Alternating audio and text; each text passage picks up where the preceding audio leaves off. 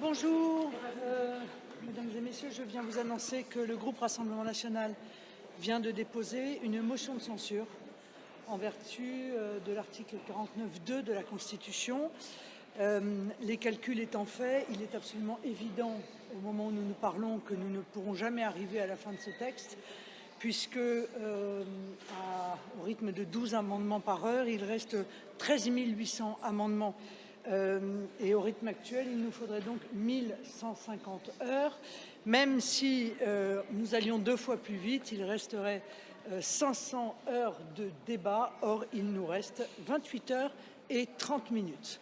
Il n'est pas admissible que les députés qui sont opposés à la réforme des retraites, au premier rang desquels, bien entendu, les députés du Rassemblement national, ne puissent pas exprimer cette opposition et que ce texte parte vendredi à minuit au Sénat, sans même que nous ayons abordé l'article 7, qui est l'article majeur, l'article pivot, qui est celui qui repousse de 2 ans l'âge légal de départ à la retraite. Nous déposons donc cette motion de censure pour permettre une forme de référendum parlementaire, pour permettre aux députés de se prononcer très clairement s'ils sont pour ou s'ils sont contre cette réforme.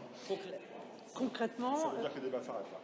Non, les débats ne s'arrêtent pas. Le dépôt de la motion de censure ne fait pas s'arrêter les débats, n'interrompt pas les débats. Une conférence des présidents se réunira pour évoquer la date, l'heure à laquelle cette motion de censure sera discutée. Normalement, c'est de toute façon au-delà de 48 heures. Donc cela pourrait se dérouler vendredi soir. De toute façon, encore une fois, tel que nous sommes partis, avec un accord clairement entre les 3 groupes, le groupe Renaissance, l'intergroupe NUPES et le groupe LR, personne n'a envie d'arriver au vote.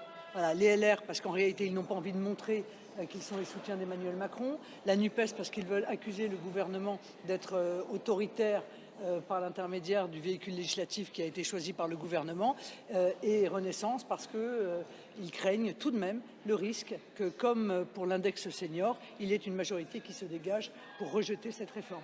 Alors nous sommes les seuls à vouloir qu'il y ait un vote véritablement, et comme nous ne pouvons pas accélérer, bien entendu, les débats, puisque l'immense majorité, vous le savez, des amendements ne proviennent pas de notre groupe, eh bien nous déposons cette motion de censure, encore une fois, pour faire de cette motion de censure un référendum parlementaire pour ou contre la réforme des retraites.